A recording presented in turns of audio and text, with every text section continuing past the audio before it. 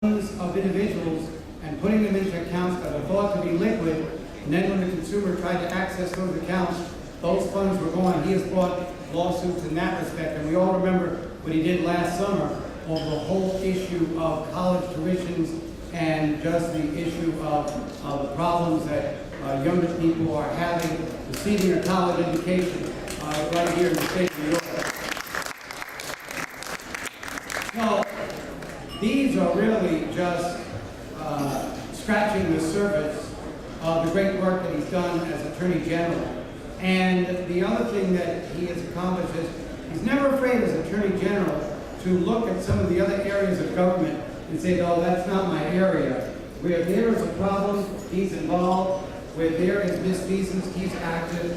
And where there is a need for perusal, he is the first one available. So just in 18 months, he has made all of us so proud. We knew he'd be a great Attorney General, but he's a great statewide leader. That's what you have to know.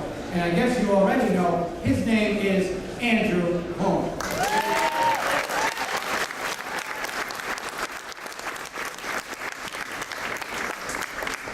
Are there any New York Democrats in the house? Yeah.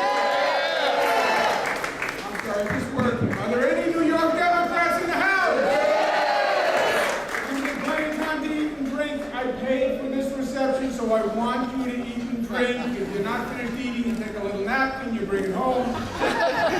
Let's hear it for Reggie Lafayette and the great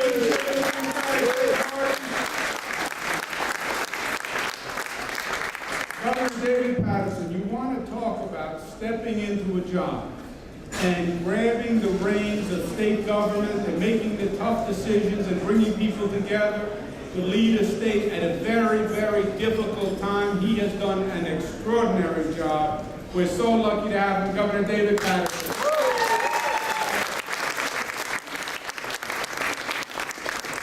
I'm going to just clear up one fact that David said. He meant it in jest. I just want to clarify for the record. We did have a water gun fight. That is true.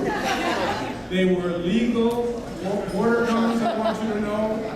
Totally friendly fire. It can hurt you anyway, but it was totally friendly fire. It was on a river in the state of New York, actually, the Hudson River. So I'm familiar with the laws. It's totally legal. I just want to make sure everybody knows that. Governor David Paterson. Controller Tom DiNapoli, who's a great colleague of mine and the governor's. It's an honor to work with him, and it's an honor for him to be here. As a point of personal privilege, I want to introduce you to somebody old enough. Stand up, you know. This is, remember little Cara? When I started, they were little. I remember when I started when I was carrying this Cara.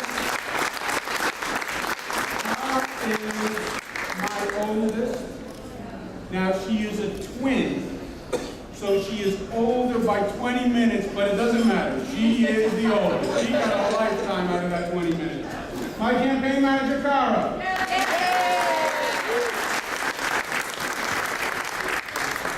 You've heard plenty of speeches. I want to make one point, and I was thinking about it. For me, like many of you, this is not our first convention. This is not the first time we're going to go out and fight for a Democratic president. But I believe in many ways this is the easiest case for a Democratic president that we've made in my lifetime. Why? Because people are smart and people are attuned.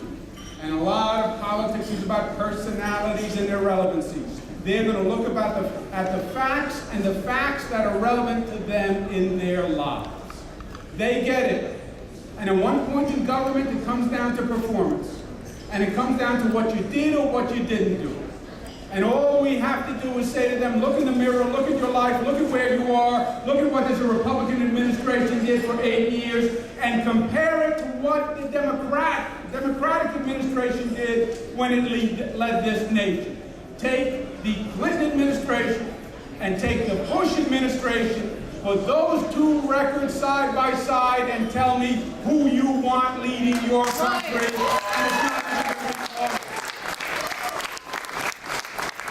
When you had a Democratic administration, the Clinton administration record, 22 million new jobs, lowest unemployment rate in 30 years, highest home ownership rate in history, and a nation that was respected worldwide. integrity and democracy. And look at where we are today. Look at the economy, look at energy. Look at the fact that they got us into a war that we never should have been in the first place, and now they can't figure out how to get us out of the war.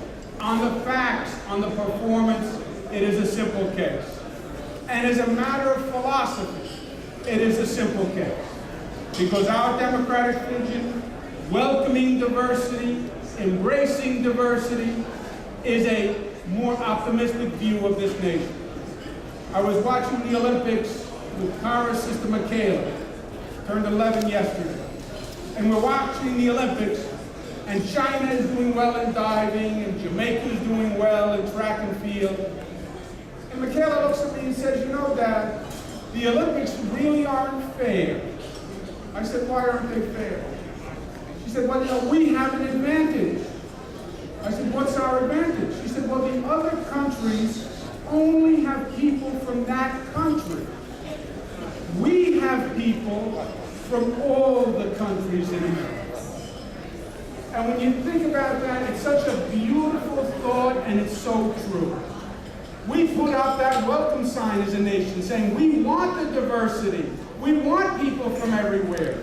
And we believe we're going to forge one and a better one from that diversity.